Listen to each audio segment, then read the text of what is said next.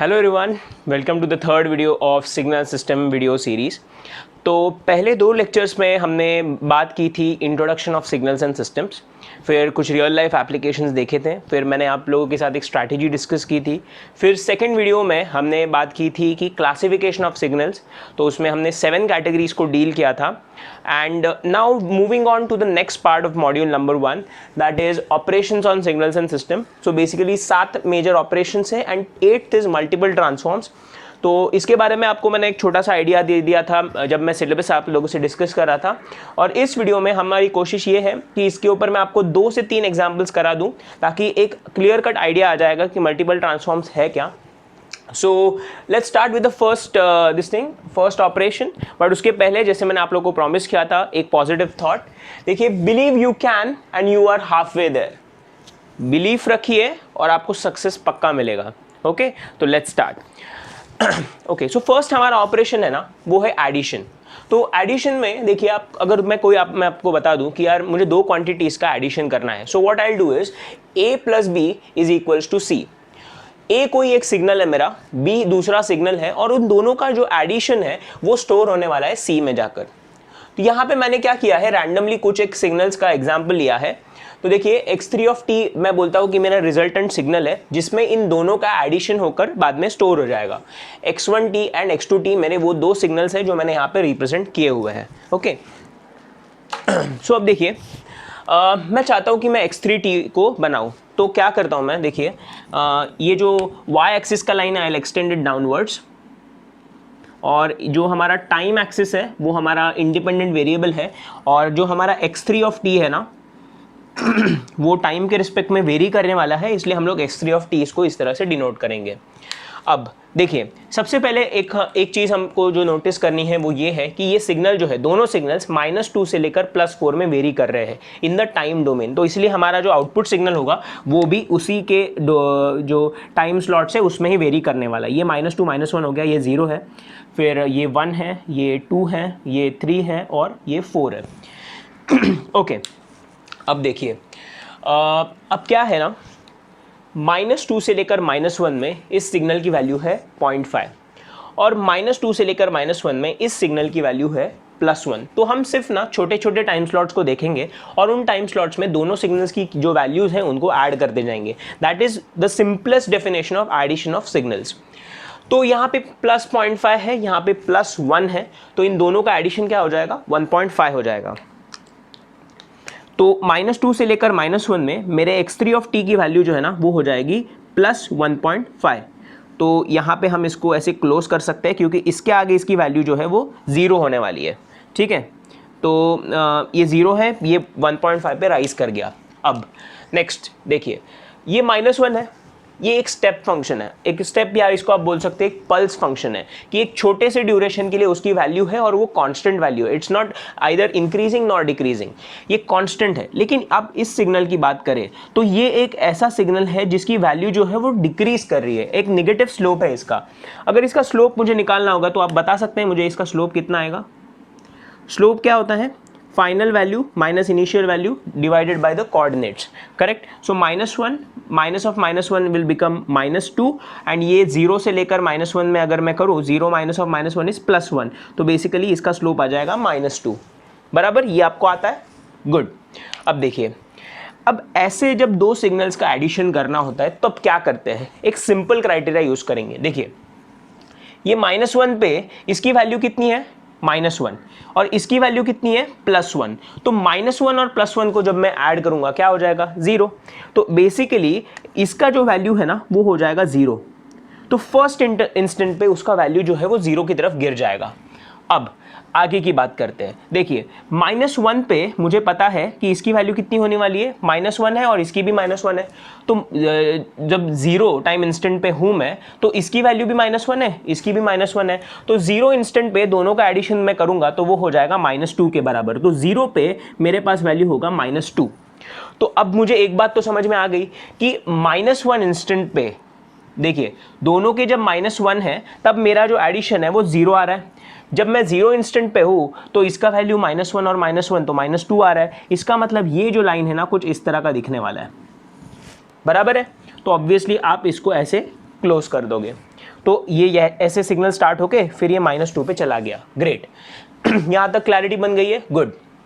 अब देखिए ये -1 है, यहाँ पे 0 से लेकर 1 में इसकी वैल्यू -1 है और 0 से लेकर 1 में इसकी वैल्यू +1 है, तो -1 और +1 क्या हो जाएगा, 0 हो जाएगा। तो ये 0 पे चला जाएगा सिग्नल जो है वो। देखिए इस पॉइंट से स्टार्ट करके वो सिग्नल जो है वो 0 पे चला जाएगा।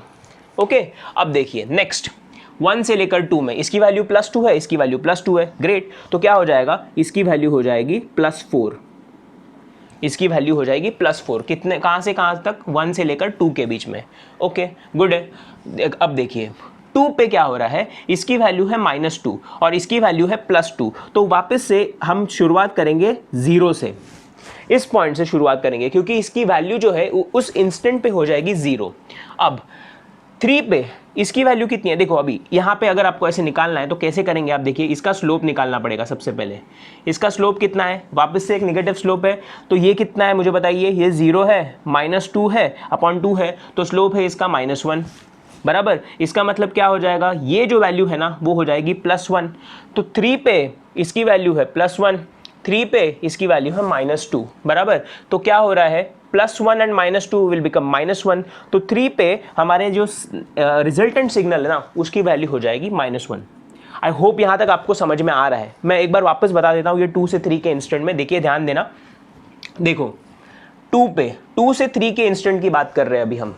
ओके, सो 2 से 3 के इंस्टेंट में इस सिग्नल की x1 की वैल्यू कितनी है, -2, जो एक कांस्टेंट वैल्यू है बराबर। देखिए मैं यहाँ पे लिख देता हूँ वापस से, for t smaller than equals to 3 and greater than equals to 2, हमारा x1 जो है उसकी वैल्यू कितनी है, -2 है, which is a constant value. और जो हमारा x2 है जो है उसका वैल्यू जो है वो डिक्रीज कर रहा है। t smaller than t equals to 2 पे x2 की जो वैल्यू है ना, x2 की वैल्यू कितनी है, देखिए +2 है, और t इक्वल्स टू 3 पे x2 की वैल्यू कितनी है मुझे बताइए, +1 है। तो क्या हो जाएगा, x3 जो है वो x1 + x2 है, तो t इक्वल्स टू 2 पे दोनों का एडिशन जो है वो 0 हो जाएगा। तो हमने 0 की बात की यहाँ पे। t इक्वल्स टू 3 पे इसकी वैल्यू -2 ही है अभी भी, बट इसकी वैल्यू +1 है, तो इसकी वैल्यू चली जाएगी -1 पे। तो ये दिखेगा कुछ इस तरह का सिग्नल बराबर। तो ये आप लिखेंगे इसको इस तरह से।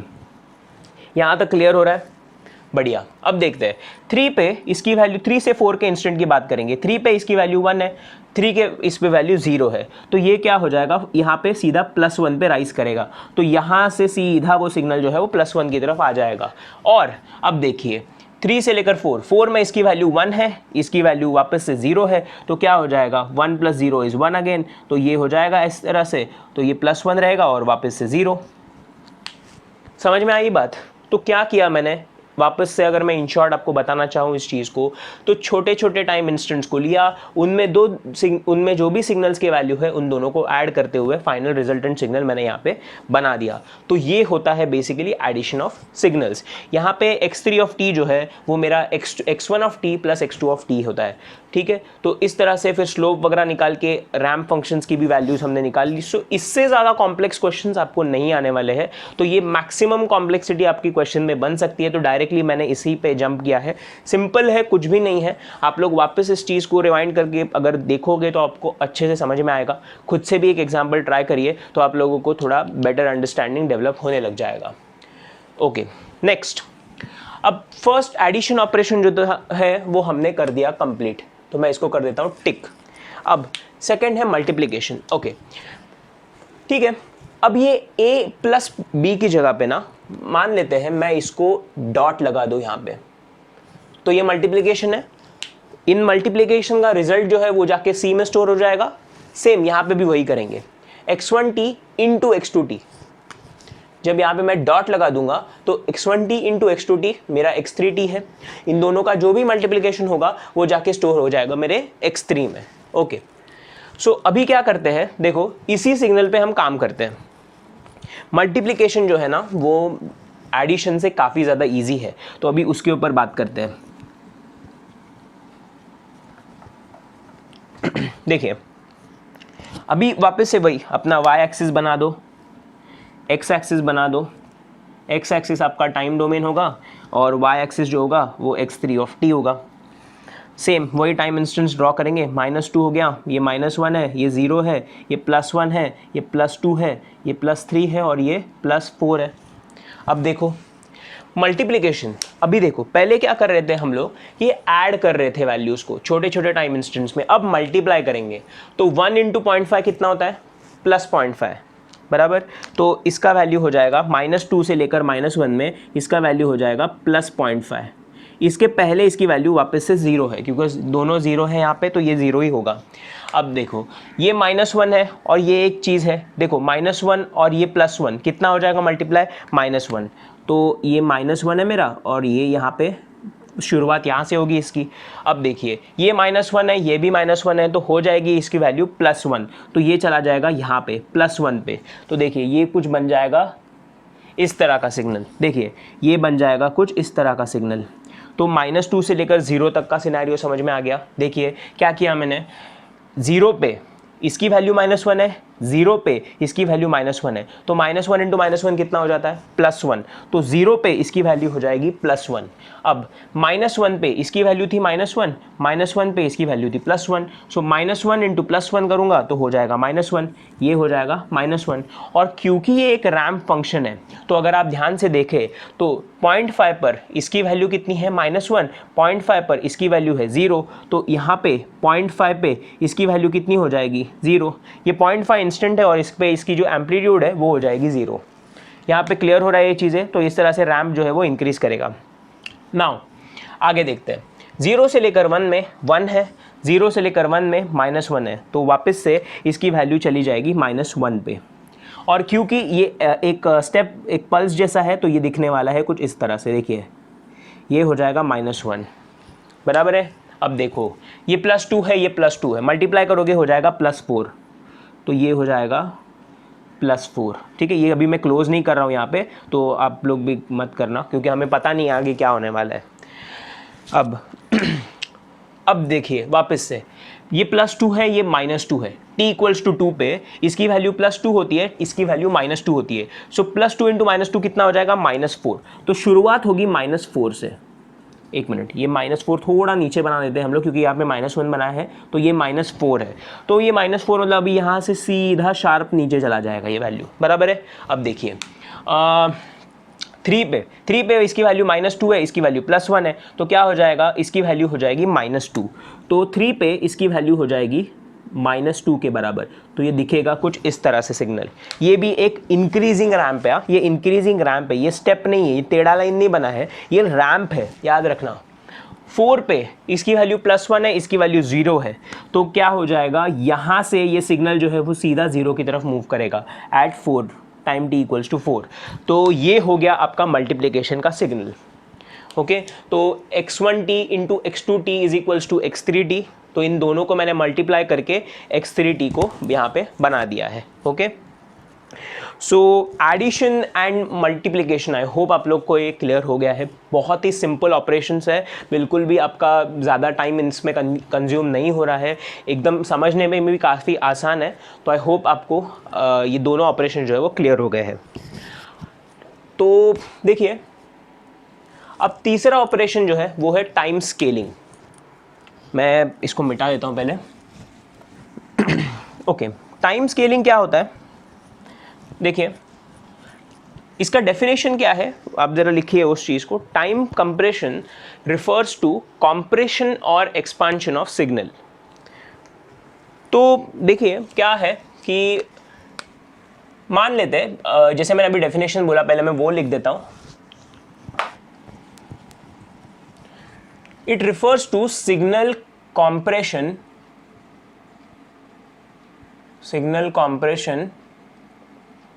or expansion in time। ये बहुत ही इंपॉर्टेंट है यहाँ पे कि जो भी चीज़ें हो रही है टाइम में हो रही है। ओके, हम पढ़ रहे हैं टाइम स्केलिंग, तो हम पढ़ रहे हैं यहाँ पे टाइम स्केलिंग। तो अभी देखते हैं क्या हो रहा है इसमें। ओके, देखो मान लो मेरा कोई एक सिग्नल है x(t), इस सिग्नल को मैंने दे दिया किसी सिस्टम में और वो सिस्टम ने इसको कर दिया टाइम स्केल। तो ये सिग्नल अब कैसे दिखेगा? तो this signal will start looking as something like this, x of kt। क्योंकि टाइम पे स्केलिंग हो रहा है तो यहाँ पे k जो है वो टाइम के साथ मल्टीप्लाई हो जाएगा। फाइन। अब देखो x ऑफ t जो है ना वो दिखने में कुछ इस तरह का सिग्नल है। ये x ऑफ t है विथ रिस्पेक्ट टू t, हमेशा विथ रिस्पेक्ट टू t लिखना ही है आप लोग को। ये 0 है, ये 4 है, यहाँ पे मैं इसका एम्पलीट्यूड ले लेता हूँ 1/4 के बराबर। कोई भी एम्पलीट्यूड ले सकते हो आप, मैंने बस एक रैंडमली कुछ भी ले लिया है। अब देखिए इसके ऊपर क्या कंडीशन होता है, इस k के ऊपर कंडीशन क्या होता है? अगर k जो है ना वो ग्रेटर देन 1 है, k अगर ग्रेटर देन 1 है तो हम इसको बोलते हैं कॉम्प्रेशन। और अगर k की वैल्यू जो है ना वो लेस देन 1 है तो हम इसको बोलते हैं एक्सपांशन। अब ये क्या है, क्यों है, अभी आप इस एग्जाम्पल से देखेंगे। सो केस नंबर 1 लिखे यहाँ पे, case number 1, case 1 for k greater than 0, for k greater than 1, sorry k greater than 1, जिसको हमने बोला है compression. So let's say let k equals to 2, ये मैंने वैल्यू ले ली। तो इसका मतलब क्या हो जाएगा? दैट इज वाई ये जो है ये हमारा आउटपुट है, तो ये y ऑफ t के बराबर होगा। That is y y of t जो है वो हमारा हो जाएगा x ऑफ 2t, बराबर है। ग्रेट। अब देखो क्या होगा, मुझे आउटपुट चाहिए, मेरे पास इनपुट कैसा है मुझे पता है, और आउटपुट और इनपुट के बीच में क्या रिलेशनशिप है अब मुझे उसका भी आइडिया आ चुका है। अब देखिए अगर मैं y ऑफ t को प्लॉट करना चाहता हूं तो मैं क्या करूंगा, हर इंस्टेंट पे उसकी वैल्यू चेक करूंगा।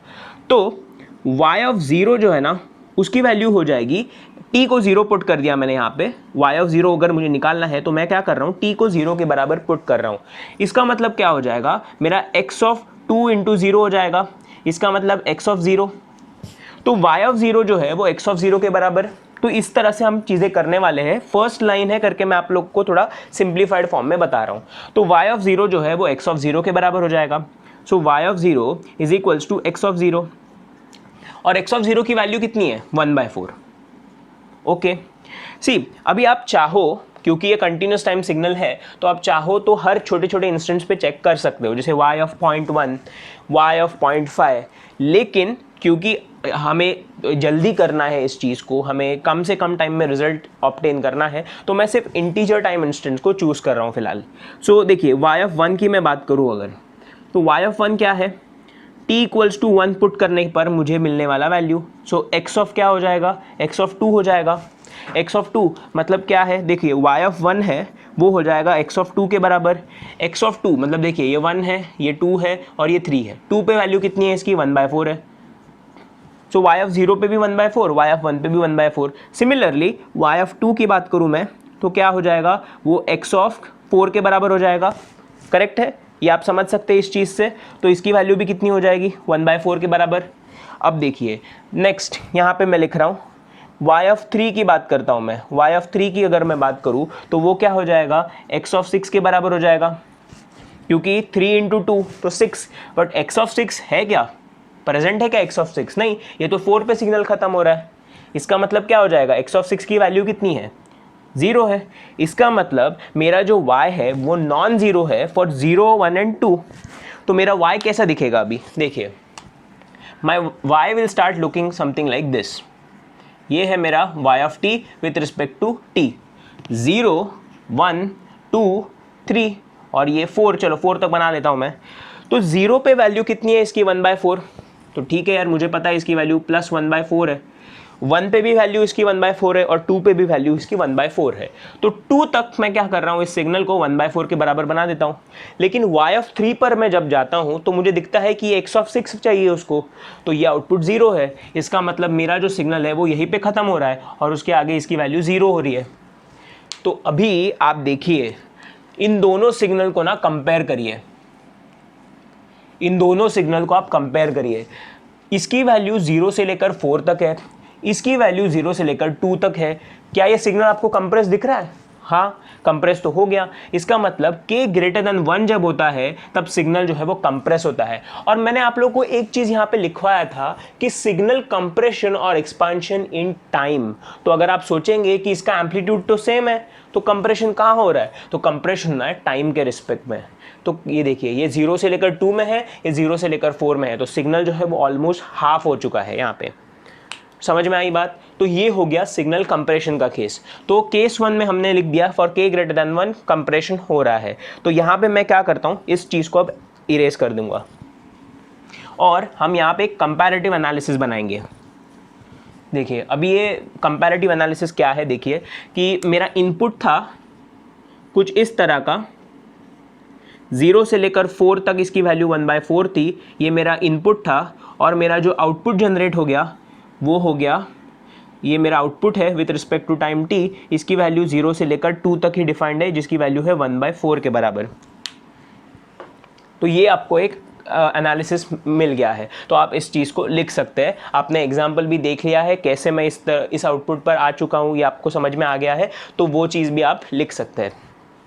Okay, next case number 2। अभी हमने देखा k ग्रेटर देन 1 के लिए कंप्रेशन तो हो रहा है, अब k लेस देन 1 के लिए एक्सपांशन क्यों है उसकी भी बात करेंगे। तो मैं इसको इरेज कर रहा हूँ, आप लोगों ने लिख लिया होगा, नहीं लिखा है तो ज़रा वीडियो को आप रिवाइंड करिए और इसको लिख लीजिए, इंपॉर्टेंट है काफ़ी। तो केस नंबर 2 की बात करेंगे अब। तो केस नंबर 2 क्या बोलता है? केस नंबर 2 बोलता है for k smaller than 1 it is going to expand. तो केस नंबर 2 है k लेस देन 1, तो एक्सपांशन होता है। Okay, let's see. तो मैं क्या बोलता हूँ अभी कि मेरा जो आउटपुट सिग्नल है y ऑफ t वो x ऑफ हाफ t के बराबर है। k की वैल्यू मैंने कर दी यहाँ पे हाफ, तो k जो है 1 से छोटा है। तो अब देखते हैं कि क्या हो रहा है इसमें।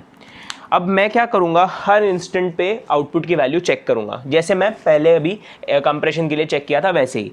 y of 0 is equals to x of 0 के बराबर। सही है, अभी आप लोग को समझ में आ गया। तो मैं अभी क्या कर रहा हूँ, मैं वापस से बार बार वो t equals to 0 t equals to 1 ऐसा नहीं लिखूंगा। आप लोग को अभी समझ में आ गया है, आप काफ़ी स्मार्ट पब्लिक हो और आपको ये चीज़ें बहुत जल्दी क्लिक हो रही है, ठीक है। तो ये सब चीज़ें आपको पता है, तो मैं अभी फटाफट इसको डायरेक्टली आंसर्स में लिख रहा हूँ। तो y ऑफ 0 है x ऑफ 0 के बराबर, x ऑफ 0 की वैल्यू 1/4 है, तो ये 1/4 हो गया। अब y ऑफ 1 की बात करता हूँ। y ऑफ 1 मतलब क्या हो जाएगा, t को 1 डालूंगा तो x ऑफ हाफ की वैल्यू लेगा, x ऑफ हाफ, तो x ऑफ हाफ की वैल्यू भी 1/4 है, बराबर।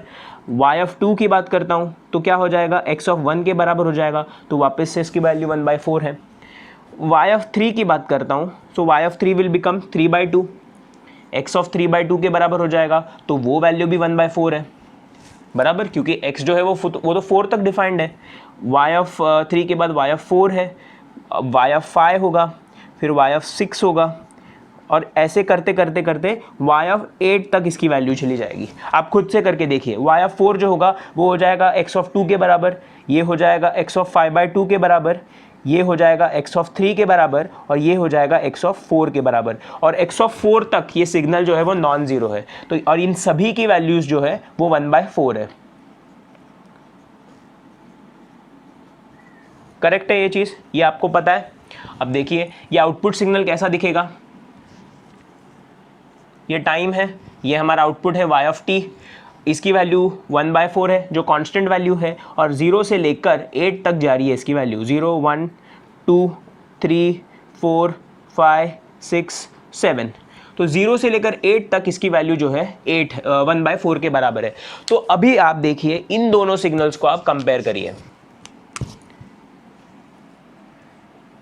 क्या ये सिग्नल एक्सपांडेड है? हाँ, टाइम के रिस्पेक्ट में एक्सपांडेड है, एम्पलीट्यूड उसका वही रहने वाला है, बिकॉज हम क्या कर रहे हैं, टाइम स्केलिंग कर रहे हैं। तो आपने दोनों चीज़ें समझ ली कि जब सिग्नल को मैंने स्केल कर दिया, टाइम स्केल कर दिया, और k की वैल्यू 1 से बड़ी रख दी तो कंप्रेशन हो जाएगा, k की वैल्यू 1 से छोटी रख दी तो एक्सपांशन हो जाएगा। और ये उसका एक एग्जाम्पल भी ले लिया हमने।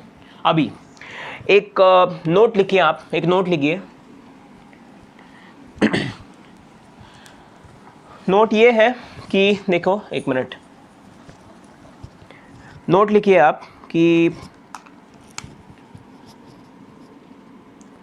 For delta function, delta function क्या है आप बाद में पढ़ेंगे, बट क्योंकि यहाँ पे इसकी रिक्वायरमेंट है इस नोट की, तो यहाँ पे मैं आपको लिखा रहा हूँ। फॉर डेल्टा फंक्शन, जिसको हम डेल्टा टी से रिप्रेजेंट करते हैं, आप लोगों ने ये देखा होगा, नेटवर्क्स जो लोग पढ़ के आए होंगे, जिन लोगों को थोड़ा आइडिया है, तो डेल्टा फंक्शन आपने देखा होगा, मैथ्स में भी आप ये चीज़ें पढ़ते हो, तो डेल्टा फंक्शन का बेसिक आइडिया तो आपको पता होगा। For delta function del of k t जो होता है ना, वो होता है 1/mod ऑफ के डेल ऑफ टी के बराबर। तो ये जो है अगर, और ये सिर्फ डेल्टा फंक्शन के लिए वैलिड है, यहाँ पे याद रखना, ओनली फॉर डेल्टा टी। कोई भी जनरल सिग्नल के लिए ये वैलिड नहीं है। अगर मैं यहाँ पे लिख दूँ ना x of k t is equals to 1/mod of k into x of t, तो ये वैलिड नहीं है, ये चीज़ वैलिड नहीं है। तो गलती से आप ये मत कर देना, पूरा गलत हो जाएगा आपका, ठीक है। तो ये जो है ना, ये सिर्फ ये भी आप याद रखोगे, और ये डेल्टा फंक्शन के लिए वैलिड है, ये भी दोनों पॉइंट्स आप लिख दोगे। वरना कभी कभी क्या होता है, हम इस चीज़ को डेल्टा की जगह पे एक्स ऑफ के टी के साथ भी कर देते हैं वो सेम चीज़, और फिर हमारा आंसर जो है वो गलत आता है। तो आप ये चीज़ को भी लिख ही लीजिए कि ये इसके लिए वैलिड नहीं है, सिर्फ डेल्टा फंक्शन के लिए वैलिड है। ओके, क्यों ऐसा हो रहा है वगैरह वो डेल्टा फंक्शन में पढ़ेंगे जब हम स्टैंडर्ड सिग्नल्स की बातें करेंगे। तो अभी आप सिर्फ इस प्रॉपर्टी को यहाँ पे लिख लीजिए। सो हमने टाइम स्केलिंग भी पढ़ लिया, बराबर है। सो अभी हम क्या कर रहे हैं, देखिए हमारा नेक्स्ट जो है वो है टाइम शिफ्टिंग।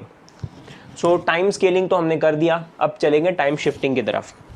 ओके, देखिए तो टाइम, ये अभी हटा देते हैं।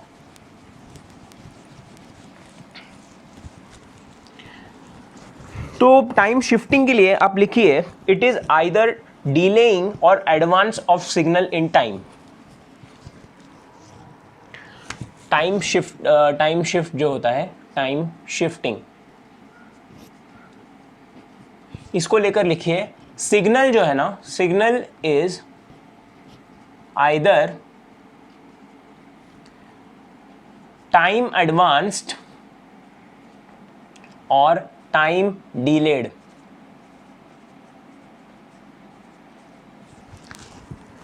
ठीक है, अब इसका क्या मीनिंग है जरा देखते हैं।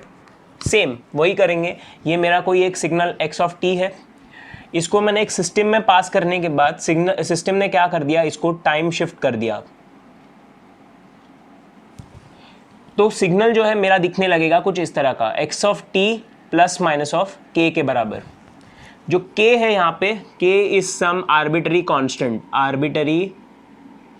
कांस्टेंट वैल्यू है, और ये जो प्लस है, मान लेते हैं हम लोग कि यहाँ पे हम k की जो है ना वो मैग्नीट्यूड ले रहे हैं। हाँ, k की मैग्नीट्यूड की बात करते हैं। जैसे फॉर एग्जांपल मुझे लिखना हो t प्लस 2, तो k जो है वो प्लस ही है, और ये जो माइनस हम ले रहे हैं ना, इसको अलग से रखो, वरना k को आपने बोल दिया कि k का वैल्यू -2 है वगैरह, तो ऐसा नहीं है। k is always going to be magnitude of any constant value, तो वो चीज़ को आप याद रखिए। k को आपने -2 लिख दिया, फिर यहाँ पे माइनस है, तो दोनों को दोनों को आपने ऐड करके उसको प्लस बना दिया, ऐसा कुछ करना मत। k मैग्नीट्यूड है, तो जो भी आपको दिया जाएगा वैल्यू कि k की वैल्यू 2 है, इसका मतलब क्या हो जाएगा, t प्लस माइनस ऑफ 2, ये आइदर t प्लस 2 हो जाएगा या t माइनस 2 हो जाएगा। तो k का अलग से आप कोई मैग्नीट्यूड ये नहीं लोगे, प्लस माइनस साइन से आप उसको कहीं भी कुछ छेड़छाड़ नहीं करने वाले हो k के साथ। तो मैं आपको लिख दिया है, k एक आर्बिट्री कांस्टेंट है, k जो है मैग्नीट्यूड है। अब प्लस करोगे, अगर t प्लस k होता है ना, तो हम इसको बोलते हैं टाइम एडवांस, इसको हम बोलते हैं टाइम एडवांस।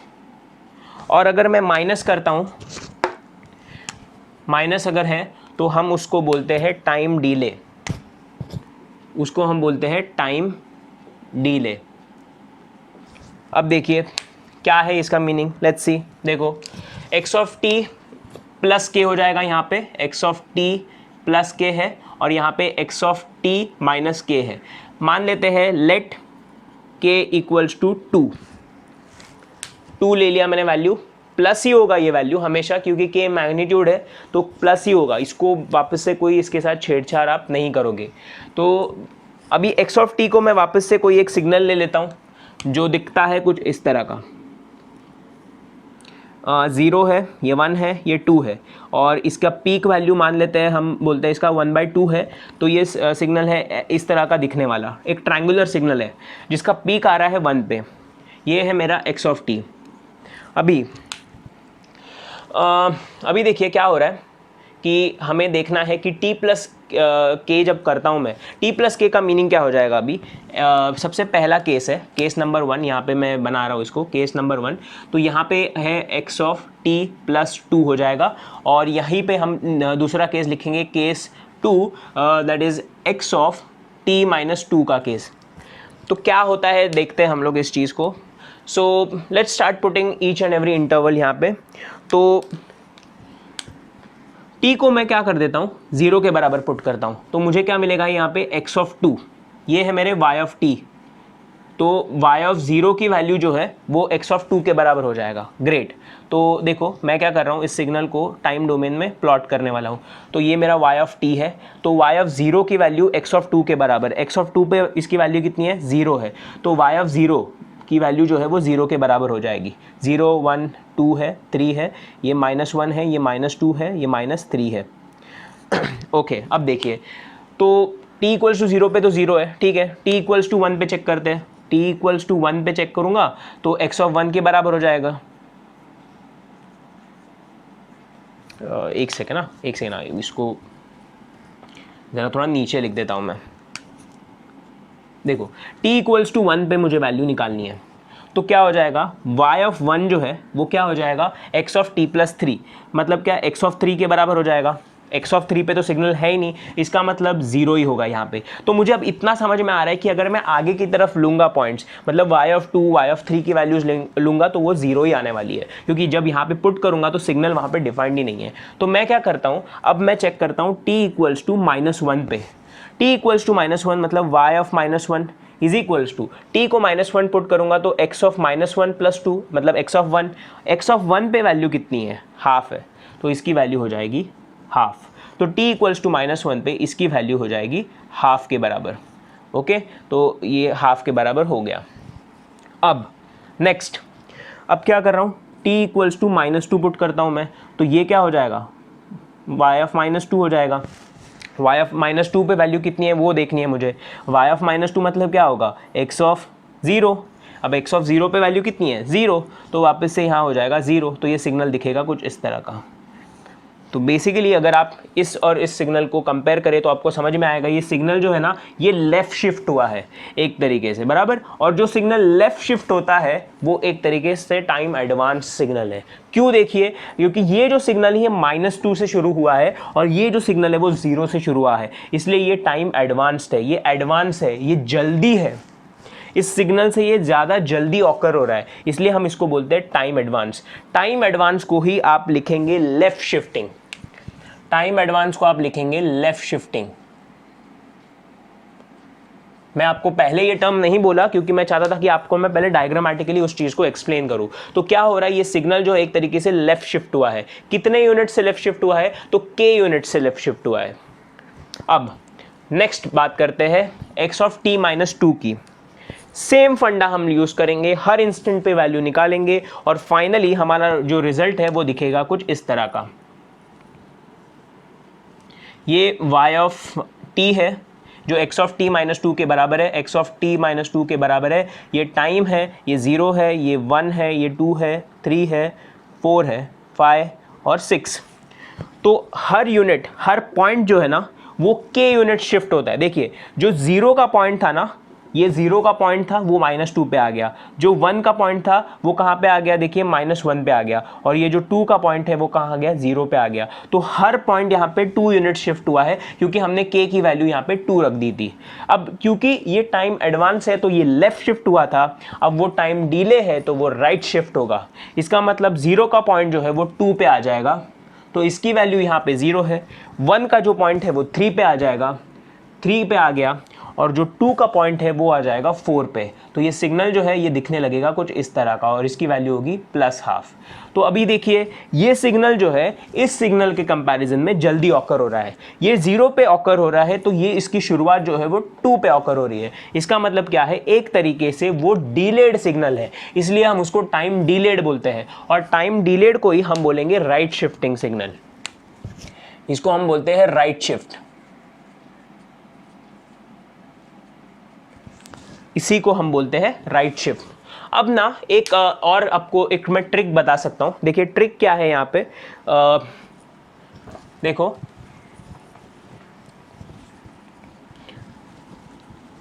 अभी आप लोगों ने एक चीज नोटिस किया है यहां पे कि जब t+k किया मैंने तो मेरा सिग्नल जो हो गया लेफ्ट शिफ्ट, करेक्ट है। और जब t-k मैंने किया तो मेरा सिग्नल हो गया राइट शिफ्ट। तो अभी ट्रिक क्या है, ये फर्स्ट ट्रिक मैं आप लोगों को बता रहा हूं इस कोर्स में। ट्रिक यहां पे क्या है देखिए, जिससे हर बार आपको ये करने की जरूरत नहीं पड़ेगी, सिर्फ देख के आप बता सकते हो कि आपको लेफ्ट शिफ्ट करना है या राइट शिफ्ट। तो x t +-k है, यहां पे वैल्यू क्या है, प्लस है, ये +t है, करेक्ट है। तो जब यहां पे +t होगा और यहां पे +-t होगा तो अब इसका ट्रिक क्या है अभी बताता हूं। देखिए जब x +t है और +k है, मतलब क्या, दोनों प्लसेस है तो आप बोलोगे लेफ्ट शिफ्ट। जब आप बोलोगे कि ये +t है और ये -k है तो डिफरेंट साइंस है ना, तो आप बोलोगे राइट शिफ्ट। तो आप ऐसे बोल सकते हो, same science shift left, different science shift right. सही है, ये याद रहेगा। और अगर याद नहीं भी रहता है तो बस इस चीज़ को आप याद रखिए, और जो मैंने आपको एक कन्वेंशनल मेथड बताया था वो भी चीज़ आप करके आंसर निकाल सकते हो। बट थोड़ा प्रैक्टिस करिए इन ट्रिक्स को याद रखने का, बिकॉज मैंने आपको बोला था ये एग्जाम जो है कॉम्पिटिटिव एग्जाम है, आपको ट्रिक लगा के सॉल्व करना होगा और ये ट्रिक आपका कहीं भी फेल नहीं होने वाला है, इतना मैं गारंटी दे सकता हूँ। ठीक है, तो सेम साइंस है तो शिफ्ट लेफ्ट करेंगे और डिफरेंट साइंस है तो शिफ्ट राइट करेंगे। ओके, बढ़िया। तो हमारा टाइम शिफ्टिंग जो है वो भी हो गया कंप्लीट। सो टाइम शिफ्ट जो है वो हो गया पूरा। अब चलते हैं 5th कैटेगरी के पास, वो है एम्पलीट्यूड स्केलिंग। तो इसको पहले मिटा देते हैं, ये सब आपने लिख लिया होगा, ये भी ज़रा लिख लेना ट्रिक वगैरह। So next is amplitude scaling. Amplitude scaling को लेकर भी आप एक बात बोलोगे कि इट इज आइदर कंप्रेशन और expansion of signal in the amplitude domain. Okay, amplitude scaling को ये बोल सकते हो आप, एम्पलीट्यूड स्केलिंग जो होता है वो क्या होता है, it is basically either compression और expansion in amplitude domain, in amplitude domain। Time scaling की जब बात की थी मैंने, तब मैंने बोला था कि टाइम डोमेन में उसका ये हो रहा है। अब जब एम्पलीट्यूड स्केलिंग की बात हो रही है तो वो एम्पलीट्यूड डोमेन मतलब एक तरीके से आप बोल सकते हो कि वाई एक्सिस में कोई चेंजेस आ रहे हैं। तो इसको मैं बॉक्स कर रहा हूँ, तो ये एक तरीके से वाई एक्सिस भी बोल सकते हो आप, क्योंकि आप एम्पलीट्यूड को हमेशा वाई एक्सिस में प्लॉट करते हो और एक्स एक्सिस में आप टाइम डोमेन को रखते हो। तो देखिए अब क्या करते हैं, सेम वही एक्स ऑफ टी कोई एक मेरा सिग्नल है, उसको मैंने दे दिया सिस्टम को, सिस्टम ने कर दिया उसको एम्पलीट्यूड स्केल। एम्पलीट्यूड स्केल करने की वजह से मेरा जो आउटपुट है वाई ऑफ टी जो है वो दिखने लगेगा कुछ इस तरह का, बीटा एक्स ऑफ टी।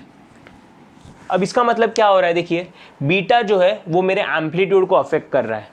तो अब वही लॉजिक है जैसे कंप्रेशन और एक्सपांशन है, तो अभी क्या लॉजिक है देखिए, बीटा की वैल्यू अब देखिए टाइम डोमेन टाइम डोमेन में जब हमने बोला था कि कांस्टेंट की वैल्यू जो है बीटा, सबसे पहले क्या है देखिए, beta is some arbitrary constant, arbitrary constant है। तो जब हमने वहाँ पे लिखा था कि जब बीटा स्मॉलर देन 1 है, वहाँ पे हमने k लिया था और मैंने बोला था कि जब k की वैल्यू 1 से छोटी होगी तो आपका सिग्नल जो है वो बढ़ जाएगा, ये सिग्नल जो है वो एक्सपांड हो जाएगा। ओके, बट वो टाइम डोमेन की बातें थी। अब यहाँ पे हम कर रहे हैं एम्पलीट्यूड स्केलिंग की, मतलब y एक्सिस में। इसका मतलब जब बीटा की वैल्यू लेस देन 1 होगी तो आपका सिग्नल जो हो जाएगा वो हो जाएगा कंप्रेस, और जब बीटा की वैल्यू ग्रेटर देन 1 हो जाएगी तो आपका सिग्नल जो है हो जाएगा एक्सपांड। ऑब्वियस सी बात है, क्योंकि आप किसी सिग्नल को, सिग्नल के एम्पलीट्यूड को, टू बी मोर स्पेसिफिक, अगर कोई सिग्नल के एम्पलीट्यूड को आप 1 से बड़ी वैल्यू से मल्टीप्लाई करते हो तो वो सिग्नल तो बड़ा हो जाएगा। जैसे 5 से मल्टीप्लाई कर दूँ तो उसका एम्पलीट्यूड बढ़ जाएगा, अगर हाफ से मल्टीप्लाई कर दूँ तो उसका एम्पलीट्यूड जो है वो आधा हो जाएगा। तो ऑब्वियसली अब बीटा जब लेस देन 1 है तो वो कंप्रेस होने वाला है, बीटा ग्रेटर देन 1 है तब वो एक्सपांड होने वाला है। एग्जाम्पल लेंगे, देखिए ये मेरा x ऑफ t है, इसकी वैल्यू मैं बोल देता हूँ 1/4 है, 0 से लेकर 4 में रहेगा, ये x ऑफ t है। अब मुझे क्या, मैं वही करूँगा केस 1 और केस 2। केस 1 में क्या बोल रहा हूँ मैं, बीटा जो है लेस देन 1 है, इसमें मैं बोल रहा हूँ बीटा जो है ग्रेटर देन 1 है। तो y ऑफ t जो है, और बीटा की वैल्यू हम ले लेते हैं, बीटा जब लेस देन 1 है तब हम उसकी वैल्यू ले रहे हैं हाफ, बीटा जब ग्रेटर देन 1 है तो हम ले रहे हैं उसकी वैल्यू 4 के बराबर। ये होगा फॉर बीटा लेस देन 1, ये होगा for beta greater than 1। Obviously समझ में आ रहा है आपको ये चीज़। अब देखिए तो y ऑफ t की वैल्यू जो है वो कितनी हो जाएगी, half times of x of t के बराबर हो जाएगी, बराबर। तो क्या हो रहा है, इसका एम्पलीट्यूड जो है वो इसके साथ मल्टीप्लाई हो जाएगा, तो हाफ इंटू 1/4 कितना हो जाएगा, 1/8 हो जाएगा। और टाइम डोमेन में कोई फ़र्क हो रहा है क्या, टाइम के साथ कोई स्केलिंग है, नहीं है, तो टाइम में तो कोई भी छेड़छाड़ नहीं होगी। तो ये सिग्नल भी 0 से लेकर 4 में अवेलेबल होगा, आपके पास 0 से लेकर 4 में अवेलेबल होगा, लेकिन इसका एम्पलीट्यूड 1/4 है तो इसका एम्पलीट्यूड हो जाएगा 1/8 के बराबर। तो ये एक तरीके से कंप्रेस हो गया ये सिग्नल, बराबर। देखिए 1/4 का एम्पलीट्यूड कितना है, 1/8 का एम्पलीट्यूड कितना है।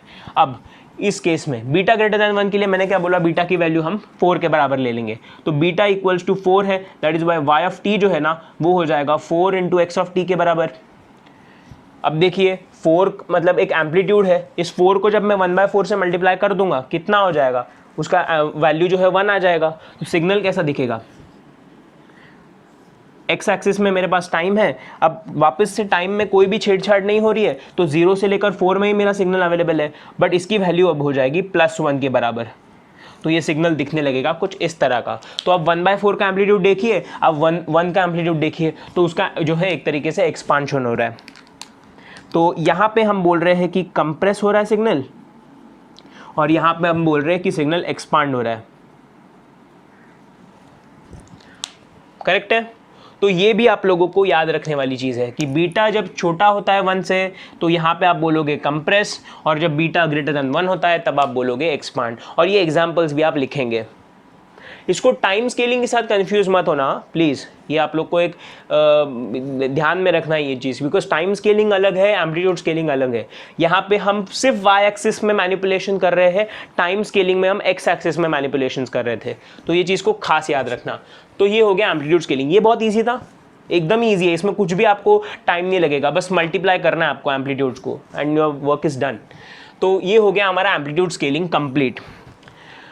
तो एम्पलीट्यूड स्केलिंग हमारा 5th ऑपरेशन था, वो अभी हमने कवर कर दिया। अब 6th ऑपरेशन है टाइम रिवर्सल, जिसको हम फोल्डिंग भी बोलते हैं, और वो एक स्पेशल केस है। अब इसमें क्या स्पेशल है हम उसकी बात करते हैं। देखिए सो ये हमारा पार्ट कंप्लीट हो गया, हम इसको भी हटा देते हैं। तो देखिए नेक्स्ट इज टाइम रिवर्सल, या जिसको हम बोल रहे हैं फोल्डिंग। टाइम रिवर्सल या आप इसको बोलोगे फोल्डिंग, ये एक स्पेशल केस है। बस किस चीज़ का स्पेशल केस है ज़रा देखते हैं हम लोग। अभी देखिए टाइम रिवर्स मतलब क्या, फ्लिपिंग या फोल्डिंग। टाइम रिवर्स हो रहा है मतलब क्या, t का -t हो रहा है। अब t का -t हो रहा है, इसका मतलब क्या हो रहा है, देखिए एक चीज़ आप समझिए इस चीज़ को। यहाँ पे t है वो हो रहा है -t के बराबर। तो जब t पे किसी भी तरह का मैनिपुलेशन होता है, जब टाइम डोमेन में किसी भी तरह का मैनिपुलेशन होता है, जब x एक्सिस में किसी भी तरह का मैनिपुलेशन होता है, तो वो कौन सा ऑपरेशन होता है? Exactly time scaling. सही पकड़ लिया आपने। तो टाइम स्केलिंग का स्पेशल केस होता है टाइम रिवर्सल या फोल्डिंग। बिकॉज यहां पे आप देखिए ये प्लस था पहले, इसमें मैनिपुलेशन हो गया और ये हो गया माइनस, बराबर। तो क्या है, एक तरीके से टाइम स्केलिंग पे ही आप अपने टाइम स्केलिंग का एक स्पेशल केस मतलब टाइम रिवर्सल या फोल्डिंग होता है। ठीक है, तो अभी देखिए क्या हो रहा है यहाँ पे। सेम प्रोसेस जो है वो हम फॉलो करेंगे कि इसको बोलेंगे आप मिरर इमेज। मिरर इमेज क्यों बोलते हैं वो भी आपको समझ में आएगा। तो इसको आप बोलेंगे कि मिरर इमेज होता है, mirror image equals to output, mirror image of input signal, ये आप लिखेंगे यहाँ पे। अब देखिए वही सिस्टम फॉलो होगा। एक्स ऑफ टी कोई मेरे पास सिग्नल था, उसको दे दिया मैंने अपने सिस्टम को, सिस्टम ने कर दिया उसको फोल्ड। तो आपको अगर कोई बोलता है फोल्ड या आपको बोलता है टाइम रिवर्सल, तो दोनों बातें सेम है। या कोई मिरर इमेज भी बोल सकता है कि अगर आपने इनपुट का मिरर इमेज कर दिया तो आउटपुट कैसे दिखेगा, तो ये तीनों का मीनिंग सेम है। इसको कर दिया फोल्ड, तो वाई ऑफ टी जो है वो क्या हो रहा है, एक्स ऑफ माइनस टी के बराबर। टाइम स्केलिंग में हमने क्या बोला था, के होता है मैनिपुलेशन फैक्टर, तो के जो होता है वो होता है मैनिपुलेशन फैक्टर किसके साथ, associated with time, associated with respect to time, बराबर। तो अब उस k की वैल्यू जब मैं -1 के बराबर लिख दूंगा तो वो कन्वर्ट हो जाएगा फोल्डिंग ऑपरेशन में। समझ रही है बात। तो जब k की वैल्यू मैं -1 कर देता हूं तो वो हो जाएगा फोल्डिंग ऑपरेशन। तो इसीलिए हम इसको बोलते हैं special case of time scaling. अब देखिए ये हो गया x ऑफ माइनस टी। तो अब देखो यहाँ पे कोई केसेस नहीं है क्योंकि एक ही ऑपरेशन हो रहा है यहाँ पे। तो x ऑफ टी जो है वो मेरा दिखता है कुछ इस तरह का सिग्नल। देखिए ये x ऑफ टी है, ये आपका t है, मेरा x ऑफ टी ऐसा दिखता है 0, ये 2 है, ये +1/4 है। अब देखो मैं क्या कर रहा हूँ, y ऑफ टी को x ऑफ माइनस टी के बराबर बना देता हूँ, यही है ना आउटपुट। अब देखो क्या होने वाला है, सेम क्या करते हैं हम लोग कि t इक्वल्स टू 0 पे वैल्यू चेक करेंगे, y of 0 is equals to x of 0। तो x ऑफ 0 पे वैल्यू कितनी है, 1/4 है, ये 0 है, इसकी वैल्यू 1/4 के बराबर है, सही है। अब देखो y ऑफ 1 में निकालने जाऊं, अगर मैं चाहता हूं कि मुझे y ऑफ 1 की वैल्यू चाहिए तो वो क्या हो जाएगा, x ऑफ -1 के बराबर दे देगा। और x ऑफ -1 माइनस स्केल तो डिफाइंड ही नहीं है, x ऑफ t जो है वो 0 के पीछे तो पूरा 0 ही है।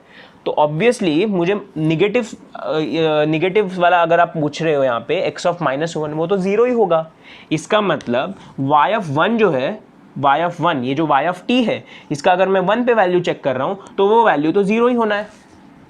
इसका मतलब मुझे इतना तो समझ में आ गया कि अगर t का वैल्यू मैं कोई भी पॉजिटिव ले लेता हूं, जैसे y ऑफ 2 बोल देता हूं मैं यहाँ पे, y ऑफ 2 ले लिया मैंने तो x ऑफ -2 के बराबर, और ये माइनस में तो है ही नहीं ना, तो आगे जो है y ऑफ t की वैल्यूज वो तो 0 होने वाली है। अब क्या करते हैं, लेट्स सपोज कि मैं लिखता हूं यहाँ पे t इक्वल्स टू -1 पे चाहिए मुझे वैल्यू, तो t इक्वल्स टू -1 तो क्या हो जाएगा, y of -1 is equals to x of +1 के बराबर। तो x ऑफ +1 पे तो डिफाइंड है, x ऑफ +1 पे वैल्यू इसकी 1/4 है, तो यहाँ पे 1 पे इसकी वैल्यू वापस से 1/4 के बराबर ही होगी। अब देखिए मैं क्या करता हूँ, t इक्वल्स टू -2 चेक करता हूँ, t इक्वल्स टू -2 पे y of -2 is equals to x of 2 के बराबर हो जाएगा, करेक्ट है। तो x ऑफ 2 पे वैल्यू भी डिफाइंड है, तो ये क्या हो जाएगा, ये -1 है -2 है, तो मेरा सिग्नल जो है वो कुछ इस तरह का दिखने लग जाएगा। तो अगर आप ये देखेंगे कि ये मेरा कोई एक मिरर लगा रहा हूं मैं यहां पे इस तरह से, तो ये मिरर जब मैं इस तरह लगाता हूं तो मेरा ये जो इमेज निकल के आता है ना आउटपुट में, वो उसका मिरर इमेज है ऑफ माय इनपुट सिग्नल। ना इसके टाइम में कोई चेंजेस आती है, ना एम्पलीट्यूड में चेंजेस आती है, बस इसको वाई एक्सिस के अबाउट जो है हम एक तरीके से फोल्ड कर देते हैं, इसीलिए हम इसको फोल्डिंग ऑपरेशन भी बोलते हैं। एंड अगर आप यहाँ पे मिरर लगा के इस इमेज को देखो तो ये आपका मिरर इमेज की तरह दिखने लग जाएगा आउटपुट, इसलिए आप इसको mirror image of input signal is equals to output ऐसा भी लिखते हो। ठीक है, तो ये समझ में आ गया आपको? ठीक है, तो टाइम रिवर्सल ऑपरेशन जो है वो भी आप लोगों को अभी क्लियर हो गया है। बढ़िया। अब लास्ट ऑपरेशन जो है वो है एम्पलीट्यूड रिवर्सल। तो अब 7th ऑपरेशन पे चलते हैं, that is amplitude reversal. I hope ये क्लियर है आपको। एक बार अब ध्यान से देखना चाहते हो तो वीडियो को पॉज करो, क्या मैंने किया है इस चीज़ को देखो, एक एक लाइन को यहाँ पे अच्छे से रीड करो और अपने नोट्स में इसको लिखना स्टार्ट करिए। Now moving on to the 7th part, that is amplitude reversal.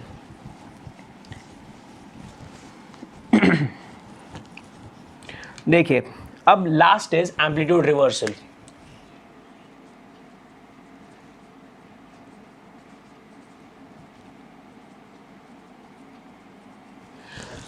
अब देखो एम्पलीट्यूड रिवर्सल क्या है। अब तक हमने टाइम में जो भी मैनिपुलेशंस थी वो देख ली हमने, एम्पलीट्यूड में भी ये भी एक ना स्पेशल केस है, इसको भी यहाँ पे मैं लिख देता हूँ, स्पेशल केस है।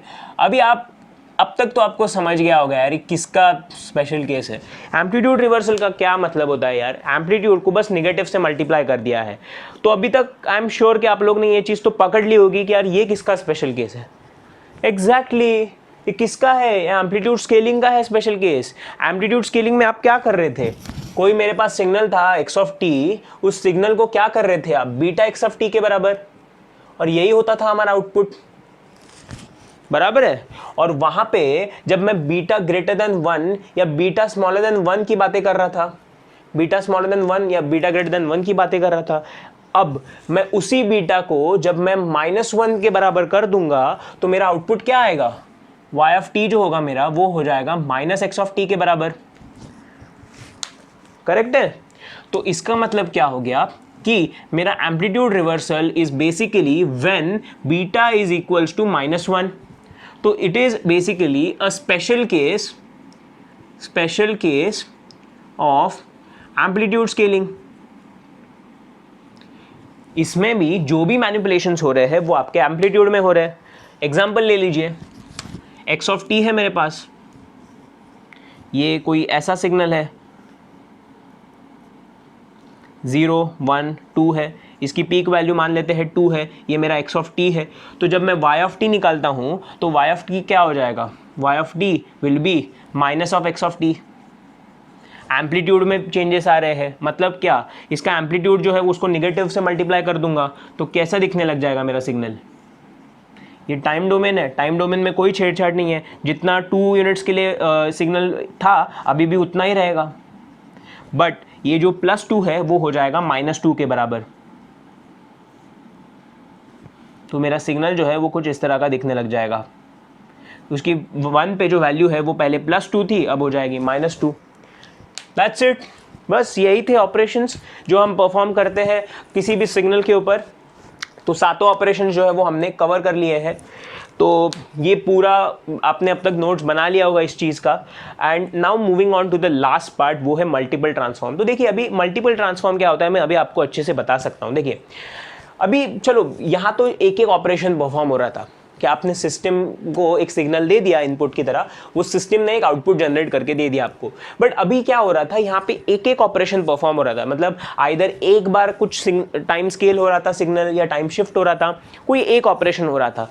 बट मान लेते हैं उस सिग्नल पे टाइम शिफ्टिंग भी हो रहा है, उसके साथ एम्पलीट्यूड स्केलिंग भी हो रहा है, और उसके साथ टाइम स्केलिंग भी हो, टाइम शिफ्ट के साथ टाइम स्केल भी हो गया सिग्नल। ऐसे बहुत सारे अलग अलग ऑपरेशंस हो रहे हैं। जैसे मान लेते हैं, देखो मैं अगर आपको बोलूँ कि अब तक क्या हो रहा था कि एक ऑपरेशन परफॉर्म हो रहा था, बराबर। मैं क्या कर रहा हूँ, देखो ये एक्स ऑफ टी मेरा इनपुट सिग्नल है, इनपुट सिग्नल। एक काम करते हैं, रुक जाओ अभी ना, मल्टीपल ट्रांसफॉर्म से पहले ना मैं आप लोगों को ना इसका एक समरी जैसा बना के दे देता हूँ ताकि आप लोगों को एट अ ग्लांस वो चीज़ें समझ में आ जाएंगी। सबसे पहले मैं जब टाइम स्केलिंग की बात करता हूँ तो देखिए मैं यहाँ पे ऐसे एरोज बना के आपको बता देता हूँ। दिस इज टाइम स्केलिंग की जब मैं बात करता हूँ तो मेरा y ऑफ t जो है ना, y ऑफ t जो है वो हो जाता है x ऑफ kt के बराबर, और इसमें k की वैल्यू 1 से छोटी हो सकती है, k की वैल्यू 1 से बड़ी हो सकती है। k की वैल्यू जब 1 से छोटी होती है तब हम इसको क्या बोलते हैं, कंप्रेशन, सॉरी इसको हम क्या बोलते हैं, एक्सपांशन, बराबर है, इसको हम बोलते हैं एक्सपांशन। और जब k की वैल्यू 1 से बड़ी होती है तब हम इसको बोलते हैं कंप्रेशन, बराबर। अब नेक्स्ट चीज था टाइम शिफ्टिंग। तो टाइम शिफ्टिंग क्या है, देखिए y ऑफ t को मैं अगर लिख देता हूं x of t plus minus of k के बराबर, तो जब प्लस होता है और जब माइनस होता है, जब प्लस होता है तब हम इसको क्या बोलते हैं, टाइम एडवांस, और जब माइनस होता है तब हम इसको बोलते हैं टाइम डीले, करेक्ट। इसका मतलब क्या होता है कि जब टाइम एडवांस हो रहा है तो एक तरीके से लेफ्ट शिफ्टिंग हो रही है, और जब टाइम डिले हो रहा है तब उसका मतलब होता है कि एक तरीके से राइट शिफ्ट हो रही है, बराबर है। ये चीज़ आप लोगों को मैंने एग्जाम्पल की तरफ से दिखाया था, एग्जाम्पल मैंने प्रॉपरली आपको प्लॉट करके दिखाए थे सारे पॉइंट्स, और वहां से आपको बताया था कि लेफ्ट शिफ्ट और राइट शिफ्ट क्यों इसको बोलते हैं। अब नेक्स्ट ऑपरेशन था टाइम शिफ्टिंग के बाद एम्पलीट्यूड स्केलिंग। तो देखिए y ऑफ t जो है वो हो जाएगा बीटा x ऑफ t के बराबर। अब इसमें भी मैंने आपको बोला था बीटा की वैल्यू 1 से बड़ी हो सकती है, बीटा की वैल्यू 1 से छोटी हो सकती है। अब बीटा की वैल्यू जब 1 से बड़ी है तो हम क्या बोलते हैं, सिग्नल जो है वो हमारा एक्सपांड हो रहा है, और वही जब बीटा ये 1 से छोटा है तो हम बोलते हैं कंप्रेस हो रहा है। मैंने आपको स्पेसिफिकली एक चीज़ बोली थी वहाँ पे कि ये देखिए इन चीज़ों से आप कंफ्यूज नहीं होंगे, ये टाइम स्केलिंग है, यहाँ पे एम्पलीट्यूड स्केलिंग हो रहा है। देखिए यहाँ पे हो रहा है एम्पलीट्यूड स्केलिंग, यहाँ हो रहा है टाइम शिफ्टिंग। अब लास्ट नेक्स्ट चीज जो था वो था टाइम रिवर्सल। टाइम रिवर्सल तो हमने क्या बोला था, it is a special case of your time scaling is equals to x of minus T के बराबर हो जाएगा, करेक्ट। ये x ऑफ माइनस टी के बराबर हो जाएगा। तो हम इसको क्या बोलते हैं, फोल्डिंग ऑपरेशन बोलते हैं, या आप इसको बोलोगे मिरर इमेज के बराबर, ठीक है। ये हो जाएगा mirror image of input signal, ठीक है। थोड़ा और स्पेसिफिक लिख रहा हूं मैं, mirror image of input signal. और उसके बाद था amplitude reversal which is the last case, यहाँ पे लिख देता हूँ। चलो एम्पलीट्यूड रिवर्सल की बात करता हूँ मैं। तो y ऑफ t जो है वो है माइनस x ऑफ t के बराबर। तो basically it is a special case of amplitude scaling, ठीक है। तो ये आपको समझ में आ गया। तो ये 7 ऑपरेशंस है, 1 2 3 4 5, ये और एडिशन और मल्टीप्लिकेशन हमने पहले देख लिया था, it's a very simple operation. तो ये 5 उसके ऊपर हमने कुछ सिग्नल पे मैनिपुलेशंस किए हुए हैं। और अभी एक चीज़ देखिए यहाँ पे, अगर आप नोटिस करो तो एट ए टाइम ना सिग्नल पे सिर्फ एक ही ऑपरेशन परफॉर्म हो रहा है। देखिए इधर यहाँ पे टाइम स्केलिंग ही हो रहा है सिर्फ, यहाँ पे एम्पलीट्यूड रिवर्सल ही हो रहा है सिर्फ, यहाँ पे टाइम रिवर्सल हो रहा है, कुछ एक ही ऑपरेशन हो रहा है। बट मान लो मैं अगर अभी आपको बोलूँ कि y ऑफ t जो है ना वो है minus of 3/2 x of 5/2 times of t plus of 6/7। ये क्या है? इसी को बोलते हैं मल्टीपल ट्रांसफॉर्म। जब किसी एक इनपुट सिग्नल पे बहुत सारे मल्टीपल ऑपरेशंस परफॉर्म होते हैं, जिसमें आपका टाइम स्केलिंग भी हो सकता है, टाइम रिवर्सल भी हो सकता है, एम्पलीट्यूड स्केलिंग भी हो सकता है, बहुत सारे ऑपरेशंस जब एक सिग्नल पे एट अ टाइम काम करते हैं तब हम उसको बोलते हैं मल्टीपल ट्रांसफॉर्म। एंड ऑब्वियसली जो आपके रियल लाइफ सिस्टम्स होते हैं उसमें मल्टीपल ट्रांसफॉर्म्स ही होते हैं, सिर्फ एक ऐसा कोई ऑपरेशन होता हुआ बहुत आपको कम नजर आएगा। तो हमेशा ये मल्टीपल ट्रांसफॉर्म्स होते हैं। तो इसको कैसे सॉल्व करना है, अगर मैं आपको x ऑफ t की वैल्यू यहाँ पे दे दूं, मैं अगर आपको बोलता हूं कि मेरा x ऑफ t जो है वो कुछ इस तरह का दिख रहा है, एक सिंपल सा सिग्नल ले लेता हूँ मैं, ये x ऑफ t है, ये मेरा ऐसा दिख रहा है, तो ये इसके ऊपर इतने सारे ट्रांसफॉर्म होने के बाद मेरा y ऑफ t कैसे दिखेगा, ये हमें ढूंढना है, और यही होता है मल्टीपल ट्रांसफॉर्म। तो एक काम करते हैं, आप फिलहाल इस सब चीज़ों को अच्छे से नोट डाउन कर लीजिए, एंड हम जो है फिर चलते हैं मल्टीपल ट्रांसफॉर्म्स की तरफ। ओके।